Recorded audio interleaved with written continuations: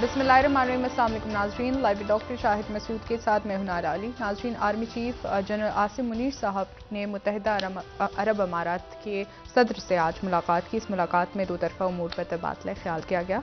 दूसरी जानिब साबिक़ वज़ीर आज़म इमरान खान साहब ने कहा है कि अमरीकी जंग में शामिल होने से पाकिस्तान को ज़्यादा नुकसान हुआ, जबकि वज़ीर आज़म शहबाज शरीफ साहब जुमेरात को 2 रोज़ा दौरे पर मुत्तहिदा अरब अमारात जाएंगे। इस समेत दिन भर जो अहम मौज़ूआत रहे उन पर बात करेंगे। हमारे साथ स्टूडियो में मौजूद हैं डॉक्टर शाहिद मसूद।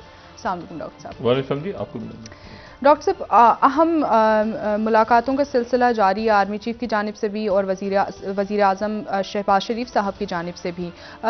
मईशत को लेकर काफ़ी हमारे लीडर्स जो हैं इन दिनों जो हैं वो एक्टिव नज़र आ रहे हैं। क्या आप समझते हैं कि आइंदा आने वाले दिनों में इन मुलाकातों के नताइज हमें नज़र आएंगे मुआशी तौर पर? देखिए, अदम इस्तेहकाम पाकिस्तान में बढ़ रहा है और मज़ीद कशीदगी हमें नज़र आ रही है पंजाब में, जहाँ पर आज गवर्नर राज लगाने का भी अंदिया दी है राना सनाउल्लाह साहब ने।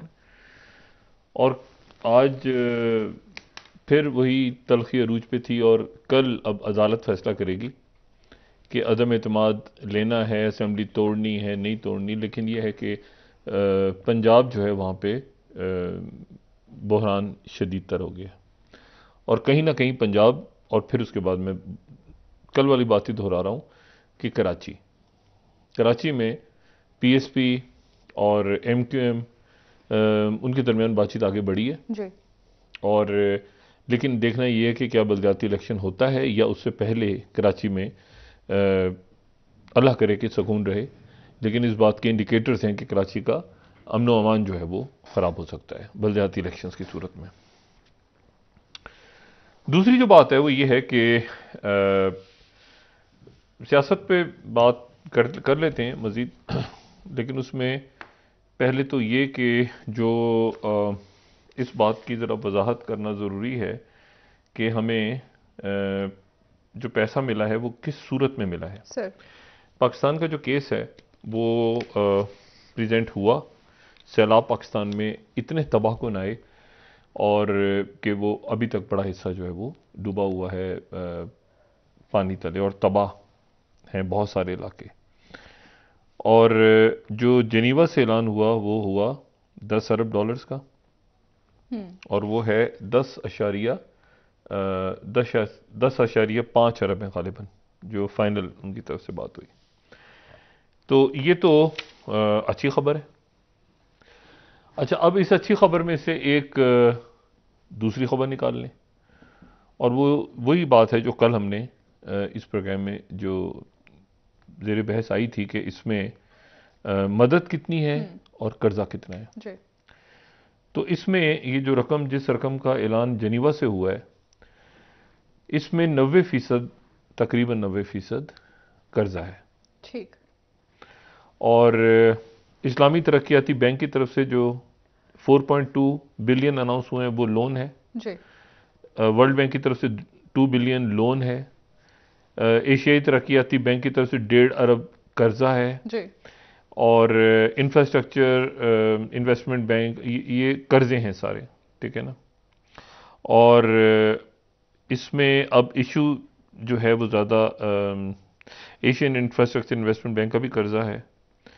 अच्छा, तो इसमें आप इस तरह समझें कि हमें अगर हम सिर्फ इसमें से 10.5 में से हम अगर सिर्फ इमदाद देखें जो हमें मदद मिली है, तो वो मदद जो है वो हमें तकरीबन 1.1 अरब डॉलर की मिली है।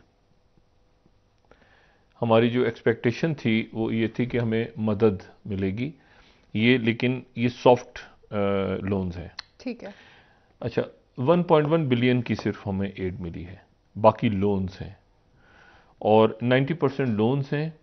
और वो जो लोन्स हैं वो अब किन शराइत पे हमें दिए जा रहे हैं, ज़ाहिर है सॉफ्ट लोन्स होंगे, लेकिन वो सॉफ्ट लोन्स हैं बहरहाल। वो यानी पैसे हमने वापस करने हैं, किस तरह से करने हैं ये अभी वाज़ेह नहीं है। ठीक है। लेकिन जो फाइनेंस मिनिस्ट्री से बात हुई उन्होंने कहा कि जी ये कल इस प्रोग्राम में यूसुफ नज़र साहब ने और जैनुद्दीन साहब से यही बात हो रही थी, तो उनका भी यही अंदेशा था कि ये कर्जे हैं। अब और कर्जे हैं, लेकिन ये कम शरह सूद पे हम वापस करेंगे उन्हें। अब यहाँ पर ये सवाल पैदा होता है कि हमें हमारी जो बात थी वो ये थी दुनिया से अपील, और दुनिया को बहुत इस पे जब यूनाइटेड नेशंस और यहाँ पे जो शख्सियात आई और दौरे किए और कौन, ये एक बड़ा मौका था जिसको शायद हम उस तरह से कन्विंस नहीं कर सके दुनिया को, जहां हमें मदद मिलती, कर्जे ना मिलते। तो मुख्तलिफ मुल्कों ने, चाइना और अमेरिका की तरफ से जो है वो मिले हैं पैसे, लेकिन ये है कि वो जितना हम एक्सपेक्टेशन थी उतने हमें नहीं मिले। ठीक है। अब इसमें इशू ये है कि अगर हमें 16 बिलियन चाहिए थे, तो 16 बिलियन में से हमें 8 बिलियन की तो एड चाहिए थी ना। तो 8 बिलियन की एड होती तो फिर हम 8 बिलियन अपनी तरफ से डाल के 16 पे ले जाते। लेकिन अगर हम सिंपली ग्रांट्स और मदद को लें तो वो 1.1 अरब है, बाकी कर्जे हैं। अब ये कल यकीनन शहबाज शरीफ साहब प्रेस कॉन्फ्रेंस में ये बात वाज़ेह करेंगे और उनसे सवाल होगा यकीनन कि इसमें जो बैंकों से कर्जा लिया है वो बैंकों ने हमें किस शरह सूद पे दिया और वो हम कैसे, वो कैसे वापस होगा, मतलब वो कैसे वापस होगा। ठीक है, ठीक है ना। मतलब है कि मतलब अगर 10.5 अरब हमें मिले हैं तो उनमें से 8.5 या 8 कल वजाहत होगी कि कितना कर्जा है। ठीक है। तो वो फिर कर्जा हम कब किन शराइत पे मिला है, क्योंकि हम तो पहले ही कर्जे, तो सैलाब में भी हमें कर्जा कर उन्होंने दिए, सॉफ्ट लोन्स दिए 1% या 1.5% शायद गालिबन इस पे शरह सूद होगी, लेकिन ये कर्जा है सारा। ठीक है। तो ये मदद नहीं है, यानी कि आपने वापस करना है। जी, ये वापस करना है। अच्छा, जो सऊदी अरेबिया की तरफ से अनाउंसमेंट हुई है जी, ये कई सालों से, ये वही अनाउंसमेंट है जो बहुत सालों से हम सुन रहे हैं। यानी ये वो अनाउंसमेंट है जो वलीअहद शहजादा मोहम्मद बिन सुलेमान जो वजीर आजम भी हैं, उन्होंने जब आना था यहाँ पे तो उन्होंने आके इन्वेस्ट करना था और चाइना ने कंस्ट्रक्ट करना था वो जो दौरा पर। ये वही है जो इससे पहले अक्टूबर में जब शहबाज शरीफ साहब गए थे गालिबन और उनकी मुलाकात हुई थी, तो वलीअहद शहजादा मोहम्मद बिन सुलेमान ने अनाउंस किए थे। ये वही है 10 अरब डॉलर की सरमायाकारी जो एक ज़माने में फवाद चौधरी साहब आए थे सऊदी अरेबिया के दौरे से वापस और बतौर वजीर इत्तलात, और उन्होंने वापस आके कहा था कि हम यहाँ पे एक रिफाइनरी बना रहे हैं, सऊदी अरब सरमायाकारी करने जा रहे हैं 10 अरब की। ये वही 10 अरब की सरमायाकारी कहाँ पर है? ये वहां से शुरू हो रहा है सिलसिला। मेरा ख्याल है 2019 में कहीं शुरू हुआ था, 2023 हो गए। ये 10 अरब सऊदी अरब की जो सरमायाकारी है, मेरी दुआ है कि ये 10 अरब की सरमायाकारी कभी आ जाए। ठीक है, क्योंकि अभी तक तो उन्होंने डिपॉजिट रखवाया हुआ है ना हमारे पास, डिपॉजिट, और वो जाहिर है कि हमारा एक ब्रादर मुल्क है, वो मदद भी करते हैं, यहाँ पे आफात वगैरह आती हैं। लेकिन ये जो सरमायाकारी है, ये वो सरमायाकारी है जो फवाद चौधरी साहब ने ऐलान कर दिया था रिफाइनरी वाला, फिर उसके बाद एक ऐलान हुआ, फिर उसके बाद एक ऐलान हुआ, फिर शहबाज शरीफ साहब ने 2-3 दफ़ा ऐलान हुआ, फिर आज फिर ऐलान हो गया। और अब मैं तो कोई इस पे डिप्लोमेटिक बात इस पे नहीं करूंगा, लेकिन वो जो प्रेस स्टेटमेंट आई है, जो प्रेस रिलीज आई है, वो उस पर मैंने 2-3 दफ़ा नज़र डाली है और मैं इस पे अपनी थोड़ा सा,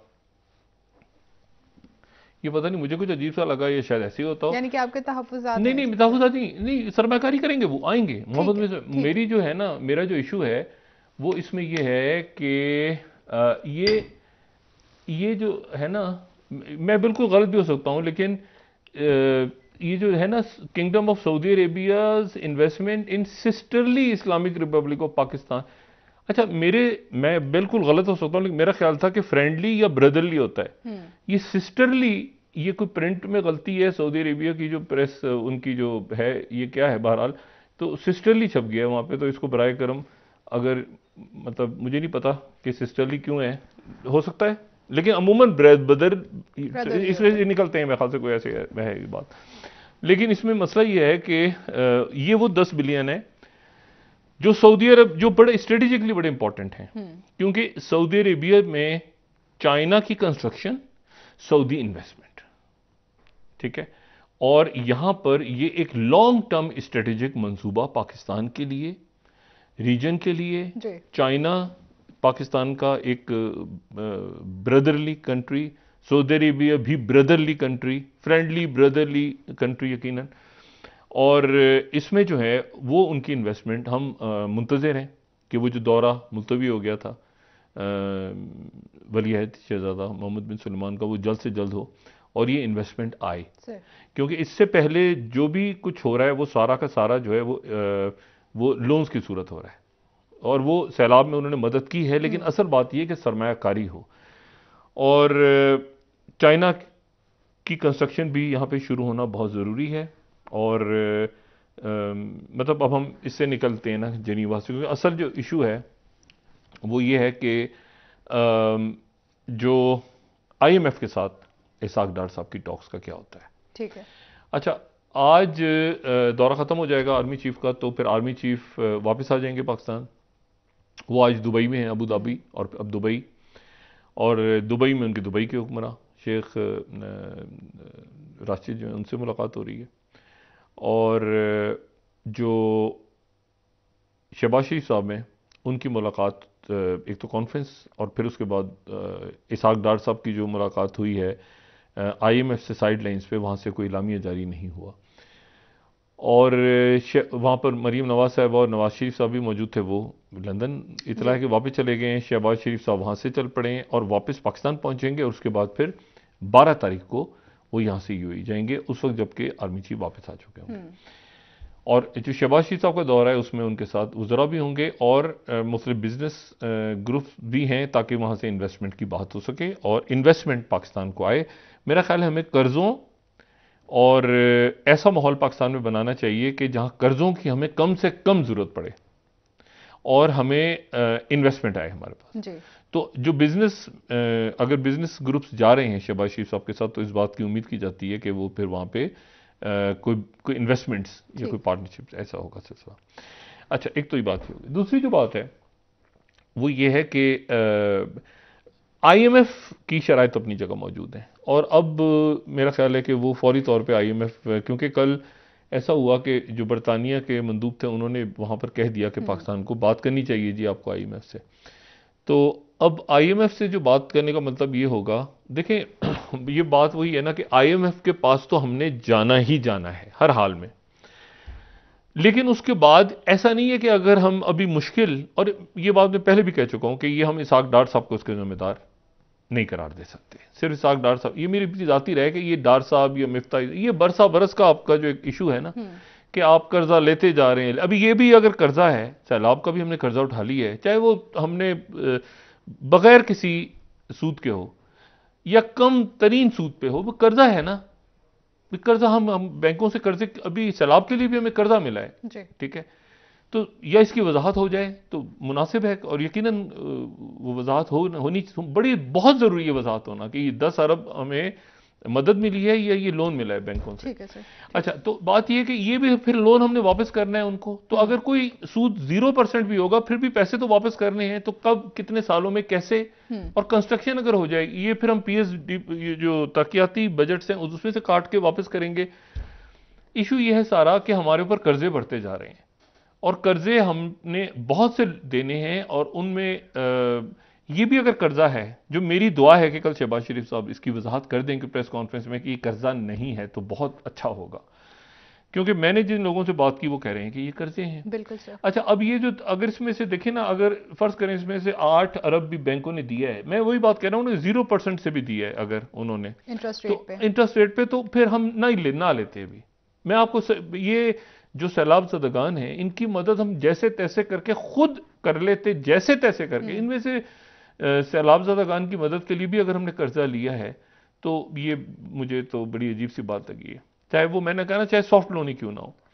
अच्छा, तो ये हमें जैसे सऊदी अरब की सरमायाकारी आनी है, जो आनी है, जो कि जब आएगी और यकीनन MBS दौरा करेंगे, फिर अनाउंसमेंट हो, फिर वो प्रोजेक्ट शुरू होगा, तो वो, और उन्होंने भी पैसे अपने ज़ाहिर रखवाए हैं ताकि IMF से बातचीत। लेकिन असल बात यह है कि असल जो डार साहब का इम्तिहान है ना इस वक्त, और शहबाज शरीफ साहब का, वो ये है कि वो IMF को कायल करें किसी तरह, जो उन्होंने बात भी की कि IMF से उन्होंने कहा ना IMF हम पे रहम करे, और इस तरह करके जमानों ने इस्तेमाल की जो छपी अखबार, वो असल में बात ही हो रही है कि वेवर एक मिल जाए, यानी IMF जो है वो कुछ अपनी शराइत नरम कर दे, जो कि अभी तक आसार नहीं है उनके। अच्छा, वो 2-3 दिन भी गुजर गए तो शहबाज तो डेलीगेशन नहीं आ रहा पाकिस्तान, बल्कि डार साहब भी वहां पे गुफ्तगू कर रहे होंगे, और यकीनन डार साहब बड़ी सख्त गुफ्तगू कर रहे होंगे, मतलब कोशिश कर रहे होंगे कायल होने, IMF कायल नहीं हो रहा।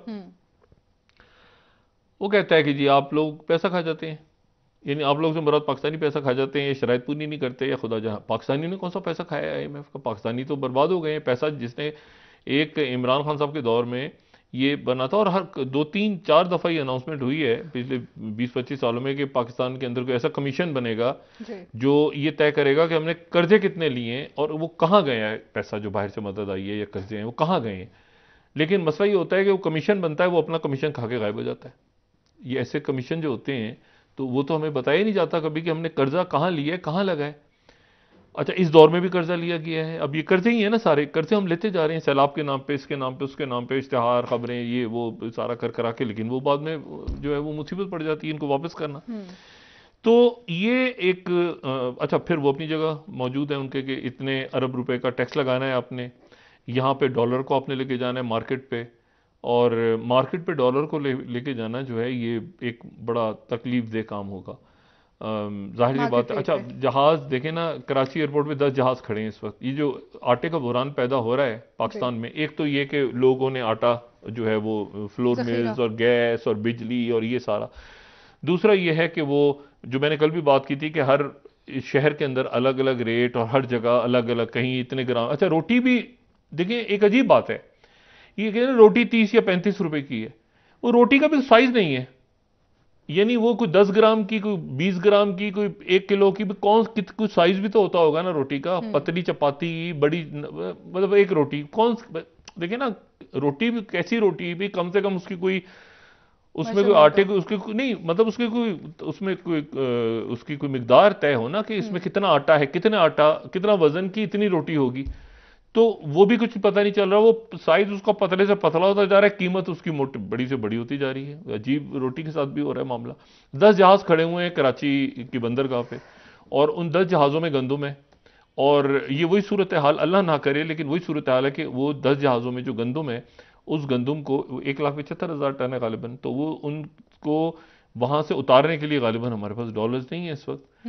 तो अब ये वो इश्यूज हैं जिसको अगर हमने फौरी तौर पे अगर तय कर लिया तो हमने तय कर लिया, और अगर नहीं हम तय, ये देखें, और ये बिजनेस रिकॉर्डर कह रहा है ये एडिबल ऑयल शॉर्टेज है। अच्छा, उसमें ऑयल है, और ये जो खाने का तेल है, सॉरी गंदम नहीं, खाने का तेल, खाने के तेल के जो है ना वहाँ पे 10 जहाज खड़े हैं। ये जो बिजनेस रिकॉर्डर की 17 स्लाइड को यहाँ कोट कर देते हैं, वो कह रहे हैं कि एडिबल ऑयल्स के वहाँ पर 10, और ये इसकी शॉर्टेज अब आने लगी है, यानी गंदम अपनी जगह चल रहा है, अच्छा लेटर ऑफ क्रेडिट्स नहीं मिल रहे वहाँ पे, और एडिबल ऑयल जो है वो पोर्ट पे खड़ा हुआ है कराची और गवादर की पोर्ट पे, 1,75,000 टन उसमें एडिबल ऑयल। अच्छा, ये अब तो आपको डॉलर्स चाहिए, ठीक है, डॉलर्स जो हैं वो उस सूरत में मिलेंगे जब आप ये शराइत पूरी करेंगे, और वो शराइत से पीछे नहीं हट रहे, कोई ब्रेक थ्रू नहीं हो रहा, जेनीवा में नहीं हुआ, अभी तक होना होता तो हो जाता, और अब तो जाहिर है वहाँ से वक्त चल पड़ा है, तो पाकिस्तान आएगा और उसके बाद प्रेस कॉन्फ्रेंस करेगा कल, और फिर उसमें कल ही ये लाहौर के अंदर ये जो सूबाई असेंबली में लड़ाई झगड़ा फसाद, आज भी हमने मनाजिर देखे, तो अब उनके पास 188 हैं या उनके पास इतने हैं, और एक फवाद चौधरी साहब ने इल्ज़ाम लगाया कि वो 1 अरब शायद रुपया हुआ है, उधर से राना सनाउल्लाह के साहब के साथ जो है वो बेहूदगी करने की कोशिश की गई। तो एक तल्ख माहौल है सर, एक तल्ख माहौल। इन हालात की बात करें, सियासी अदम इस्तेकाम तो एक अरसे से हम देख रहे हैं, अब मुआशी भी सफर करे, अवाम नहीं मुआशी तो करेगी, वो तो सफर करती ठीक है, लेकिन इस वक्त अगर सियासी तौर पर इस्तेकाम नहीं आता तो आपने तो इतने कर्जे भी ले लिए, ये भी आपने वापस करने, और मुआशी तौर पर भी आपने रियासत में बेहतरी लानी है, तो सियासतदानों के पास इस वक्त पॉलिसी क्या है, हिकमत अमली क्या है? नहीं, किसी के पास, मुझे तो ऐसा लगता है कि देखें, आज फवाद चौधरी साहब ने दोबारा कहा, उन्होंने फिर इस्टेब्लिशमेंट को मुखातिब किया जी, उन्होंने दोबारा जो है वो आर्मी चीफ का जिक्र किया कि वो दरमियान में आएँ और ये सारे मसले को देखें कि नामालूम नंबरों से कॉल्स आ रही हैं।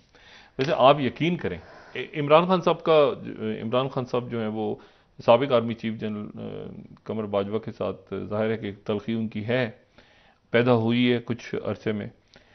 लेकिन अगर मैं हूं ना इमरान खान साहब की जगह, और इन इल्ज़ामात में अगर कोई एक इल्ज़ाम भी दुरुस्त है, फ़र्ज़ करें वो कहते हैं कि जी वो उन्होंने सपोर्ट किया, ये हुकूमत बन गई, तो आप यकीन करें अगर मैं इमरान खान साहब को, एक तो ये कि वो मशवरा, हम तो हमारी बात तो नहीं सुननी उन्होंने, लेकिन अगर वो एक मशवरा माने तो एक बहुत लंबा सा शुक्रिया का खत लिखें वो बाजवा साहब को और कहें बाजवा साहब अगर आप इस तहरीक अदम एतमाद में कहीं थे या नहीं थे, दोनों सूरतों में मैं तहे दिल से आपका शुक्रिया अदा करता हूं कि आपने मेरी हुकूमत को घर भेजकर इनको इनके सारा इनके मत्थे डाल दिया। एक पूरा इतना बड़ा खत नहीं होता, लंबा कि शुक्रिया के साथ। और उसको साद रफीक साहब कह चुके हैं कि हम फंस गए हैं, खान साहब ने जो 4 साल मईशत मैं आपसे कह रहा हूं ना कि ये मुझे ये पता नहीं कि बाजवा साहब ने इनको भेज के इनके साथ अच्छा किया है। मेरे नजदीक तो यानी आप बहुत अच्छा किया। वो देखें उधर तो नवाज शरीफ, फिर वही बात, नवाज शरीफ साहब तैयार नहीं थे, फजलुर रहमान तैयार नहीं थे, ये जरदारी साहब ने, वो पीडीएम में नहीं है, पीपल्स पार्टी में, बार बार याद दिलाता हूं, वो पीपल्स पार्टी पीडीएम में नहीं है, इत्तेहादी हैं। उन्होंने शहबाज शरीफ साहब को कहा कि शहबाज शरीफ साहब को और क्या चाहिए जिंदगी, उन्होंने कहा वजीर आजम बन जाओ। वजीर आजम बन के वो दिन आज का दिन फंसे हुए हैं। मसला ये है कि, और इसमें वो ये मजीद कर्जा, प्रेस कॉन्फ्रेंस होगी ना तो कल मेरी दुआ है कि ये कहेंगे ये मदद आई है, कर्जा नहीं है इसमें, क्योंकि कर्जा अगर जहां पर हमने सुना कर्जा है ये, तो भाई मतलब है कि फिर तो ये कब वापस होगा, कितने सालों में होगा, कि पहले हमने कर्जा वापस करना है इतना पता नहीं 23 अरब और कितना, तो ये कर्जा कौन वापस करेगा। और पूरी दुनिया इसको एक इतना सीरियसली दुनिया इस क्लाइमेट डिजास्टर को, जो सैलाब आया पाकिस्तान में, उसको, और बड़ा अच्छा केस प्रेजेंट हुआ। शुरू में जो बातें हुई अक़वाम मुत्तहिदा की तरफ से इनिशिएटिव लिया गया और उनकी तरफ से, यानी आप देखें ना पूरी दुनिया यहाँ पर आई और कॉन्फ्रेंसेस हुई, सब कुछ हुआ। और शहरी रहमान साहबा जब गई हैं वहाँ पर तो उनकी स्पीच बड़ी ज़बरदस्त थी। उसके बाद हिना रब्बानी खर साहबा, मुझे नहीं पता कि इसको, ये पूरा जो अरेंजमेंट, ये जो सेटअप है, इसने उसको सही तरह से प्रेजेंट क्यों नहीं किया दुनिया के सामने। और ये तो देखिए जंग अब खराब हो गई है, ये जो जंग है ना यूरोप की जंग, ये जंग खराब हो गई है। यानी खराब होने से मुराद ये है कि तूल पकड़ गई है, और तूल पकड़ गई है और आने वाले दिनों में ये अंडे बच्चे देगी अपने। और पुतिन ने आज ये कहा है कि हमारी तो लड़ाई जो है, हमारी लड़ाई यूक्रेन से है ही नहीं। यूक्रेन कौन यूक्रेन, वो कहते हैं हमारी लड़ाई तो अमेरिका और नेटो से हो रही है। सर इस पर बात करते हैं, डॉक्टर साहब इंतहाई अहम मौजू पर बात कर रहे हैं। नाज़रीन एक ब्रेक, हमारे साथ रहिए।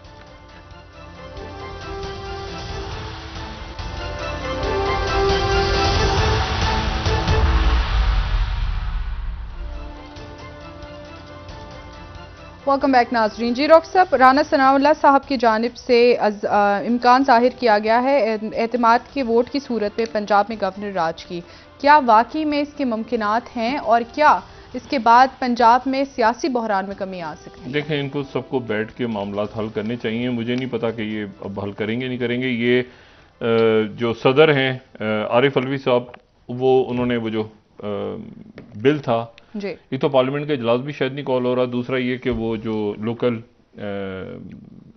बॉडीज का तरमीमी ऑर्डिनेंस, उसके ऊपर भी वो साइन नहीं कर रहे और उन्होंने वापस भिजवा दिए। उसको रोक सकते हैं 10 दिन तक। बात सारी ये है कि जो मैं आपसे बात कह रहा हूँ ना, कि एक तो जो सऊदी अरेबिया का दौरा हुआ है आर्मी चीफ का, यकीनन उसमें ये सिर्फ इमदाद के स्ट्रेटेजिक बात, बहुत कुछ हुआ, बहुत से मामला उसमें डिस्कस हुए होंगे। एक तवील दौरा था सऊदी अरेबिया और यूएई का, और यकीनन उसमें रीजनल इश्यूज डिस्कस हुए होंगे और उसमें स्ट्रेटेजिक मामला डिस्कस हुए होंगे, ना सिर्फ सऊदी अरेबिया से रिलेटेड बल्कि तमाम मशरिक़ वस्ता या तमाम रीजन से मुतालिक बहुत कुछ हो रहा है रीजन में, दुनिया में। और इसी तरह से, लेकिन ये जो विजिट था जो शहबाज शरीफ साहब का था, उसमें भी यकीनन मुलाकातें हुई हैं बहुत सारी, लेकिन असल जो मुलाकात और उसमें ये कर्जा, एक तो ये है कि मेरी दुआ है कि ये कर्जा ना हो, ये मदद हो। मतलब ये अगर कर्जा है ना, चाहे वो 1% सूद पर भी है, अगर तो ये कर्जा है तो फिर ये बहुत मेरी दुआ है कि कल इसको शहबाज शरीफ साहब दोपहर को प्रेस कॉन्फ्रेंस करके मेरी इस गलती की वो तस्दीक कर दें कि बैंक जो हैं वो मदद करते हैं, बैंक कर्जा नहीं देते। क्योंकि मैंने तो जितने ये कल भी डिस्कस हुआ था और आज मैंने इसको मजीद पूछा लोगों से, तो उन्होंने कहा जी बैंक कब से खैराती काम में पड़ गया वर्ल्ड बैंक, तो ये हमें उन्होंने कर्जा ना दिया और मदद की हो।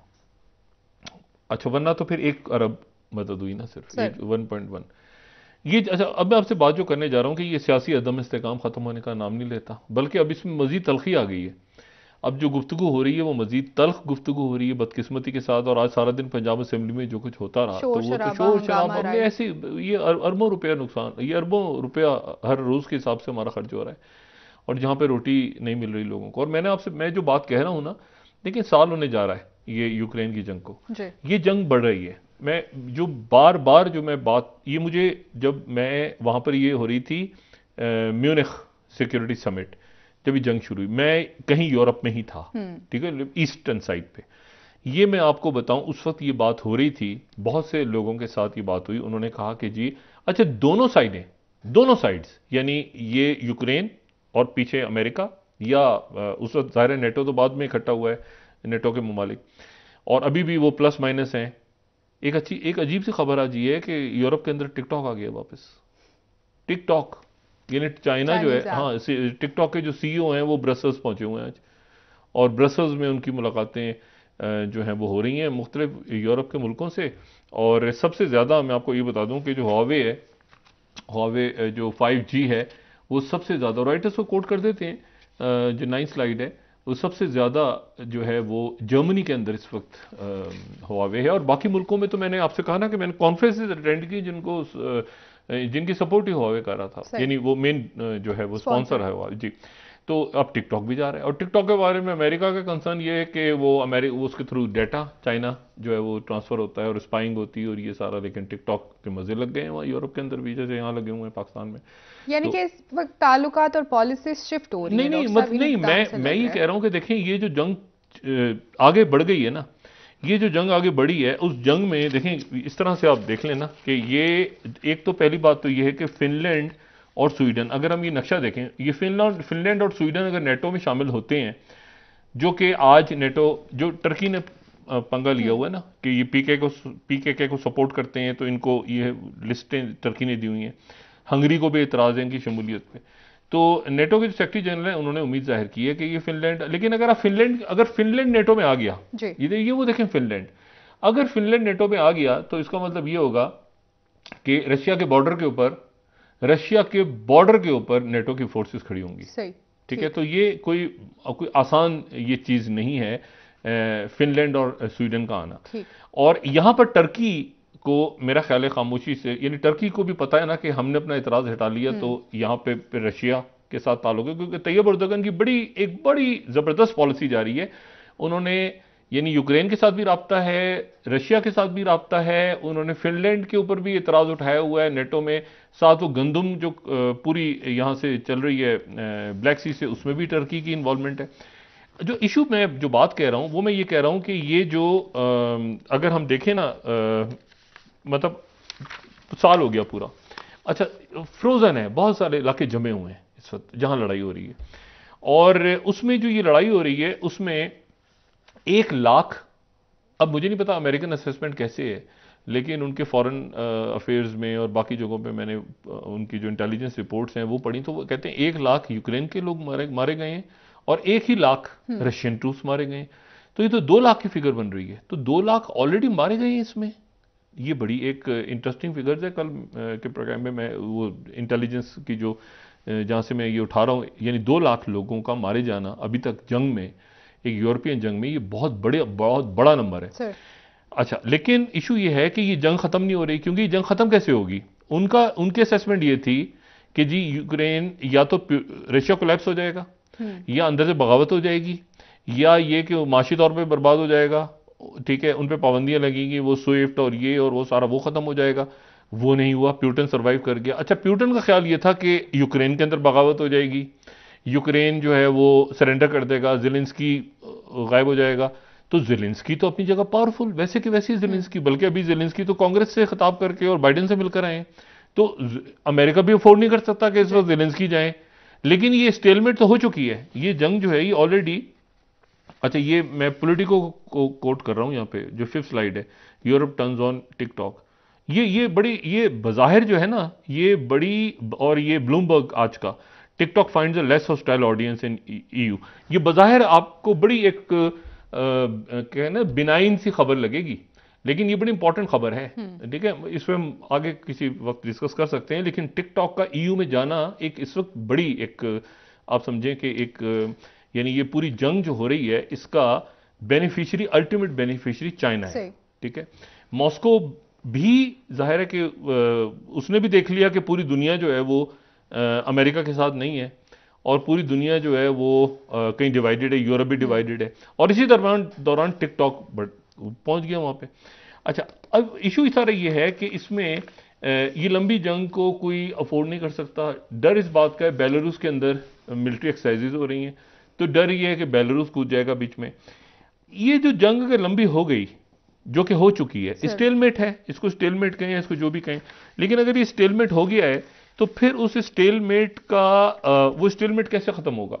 वो स्टेलमेट या तो यूक्रेन के दारुल हुकूमत कीव के ऊपर कब्जा, अब मेरा नहीं ख्याल कि उसमें मजीद, अगर हम नक्शे देखें उठा के, तो यूक्रेन का बहुत बड़ा इलाका, अगर हम ईस्टर्न यूक्रेन देखें तो ईस्टर्न यूक्रेन का एक बड़ा हिस्सा जो है वो रशियन कंट्रोल में जा चुका है। अगर हम यहाँ पे देखें जो सदर्न यूक्रेन है तो वहाँ पर हमें नज़र आएगा रशियन कंट्रोल। और अगर हम यहाँ पर जाएं, अगर हम मतलब इसको देखें, पूरे यूक्रेन को ओवरऑल देखें, तो यहाँ पर हमें मजमूई तौर पे एक बड़ा इलाका जो है, और ये बशमुत में जंग हो रही है, और ये डोंसडेक के इलाकों में और बाकी इलाकों में, वो शुरू में बड़ी खुशी, लेकिन वो स्ट्रेटेजी थी कि खरसवां वगैरह से फौजें जो पीछे हट गई थी, अब यूक्रेन को अंदाज़ा हो रहा है। इसके नतीजे में क्या होगा कि पाकिस्तान में आने वाले दिनों में ये, अगर तो इस जंग के नतीजे में जो हालात पैदा हो रहे हैं, गंदम के जो हालात पैदा हो रहे हैं, आपकी स्ट्रेटेजिक पॉलिसी नहीं बन पा रही, ये आप ज़्यादा देर वेट नहीं कर सकते, आप पॉलिटिकली स्टेबिलिटी लाने के लिए इनको बैठना पड़ेगा। अगर गवर्नर राज लगता है, गवर्नर राज लगने के बाद मरकजी हुकूमत कमज़ोर हो जाती है हमेशा। ये गवर्नर राज एक तो वैसे ही गैर जमहूरी कदम है, गवर्नर राज को, गवर्नर रूल को उड़ा भी सकती है। गवर्नर रूल इमरजेंसी की सूरत में लगेगा, किस सूरत में लगेगा, ये भी हो सकता है कि स्टेलमेट हो जाए। स्टेलमेट भी कैसे होगा? एक झगड़ा ही होगा पंजाब असेंबली में कि वो उनको नहीं मानेंगे, लेकिन अदालत अब दरमियान में है, तो अदालत क्या फैसला करती है? ये सियासी फैसले अदालतों में नहीं जाने चाहिए। बदकिस्मती से ही सियासी फैसले अदालतों में चले जाएं। अब अदालत जो भी फैसला देगी तो दूसरा फरीक अदालत के ऊपर बात करेगा, जो कि नहीं होनी चाहिए। इनको जाना ही नहीं चाहिए था अदालत में। और आप याद करें कि क्या हुआ था पिछली, वो रात के 12 बजे एक वो आया था कि जी पंजाब असेंबली जो है उसको डिसॉल्व कर दिया गया है। गवर्नर पंजाब का रात के 12 बजे के आगे पीछे कहीं नोटिफिकेशन आया था, वो फिर बहाल हो गई। साथ ही बहाल होने के बाद शर्त लगा दी गई कि परवेज इलाही तोड़ नहीं सकते इसको। कल उसकी समाअत है, ये वो वाला केस है ना कल। अब इशू ये है कि कल उसमें वो 188 अदालत कहेगी कि जी इत्तेमाद का वोट इस तारीख तक तो आप नहीं ले सकते, लेकिन उसके बाद इत्तेमाद का वोट लेने से वो अदालत रोक भी नहीं सकती, क्योंकि सबका कहना ये है कि ये तो गैर आईनी चीज़ है कि वज़ीर आला है तो वो इत्तेमाद का उसके पास वोट नहीं है, तो अदालत शायद इजाज़त दे।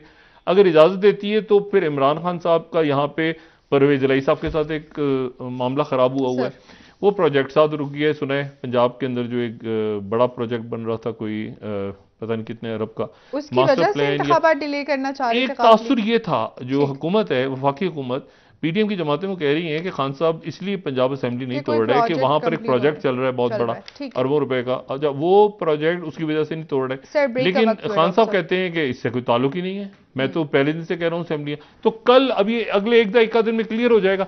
सियासी अदम इस्तेकाम नहीं खत्म हो रहा बदकिस्मती के, ये जब तक साथ नहीं बैठेंगे ना मुख्तलिफ फरीक। आज साद रफीक साहब ने बड़ी अच्छी बात की सुबह, बहुत अच्छी बात की साद रफीक साहब ने आज जो सुबह बयान आया उनका बयान ये है कि मैं माइनस किसी को माइनस करके खत्म नहीं किया जा सकता सियासत से, क्योंकि उनको एक्सपीरियंस है। नवाज शरीफ साहब या उससे पहले इमरान खान साहब को भी जो डिस्क्वालीफाई इमरान खान साहब कह रहे हैं मुझे करने जा रहे हैं, तो उनका रोल तो सियासत में खत्म नहीं कर सकते। बिल्कुल ठीक है, नवाज शरीफ साहब का भी खत्म हुआ, इनका भी नहीं हुआ, ठीक है ना, तो रोल तो रहेगा। पॉलिटिक्स में अदम इस्तेकाम बढ़ जाएगा मजीद। ठीक है नाज़रीन, एक ब्रेक, हमारे साथ रहिए।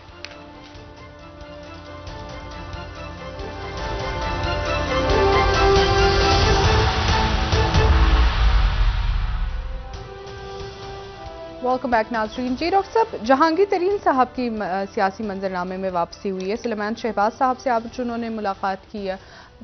सियासत में क्या जहांगीर तरीन साहब आइंदा आने वाले दिनों में खासकर पंजाब में कोई किरदार अदा करने जा रहे हैं?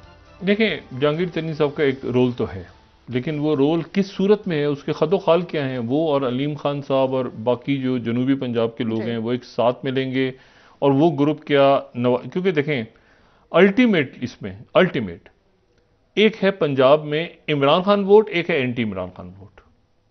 ठीक है, दो वोट है ना पूरे पाकिस्तान में तकरीबन। एक इमरान खान को, या आप किसी महफिल में बैठ जाएं तो या इमरान खान को लोग पसंद कर रहे हैं या इमरान खान को बुरा भला कह रहे हैं।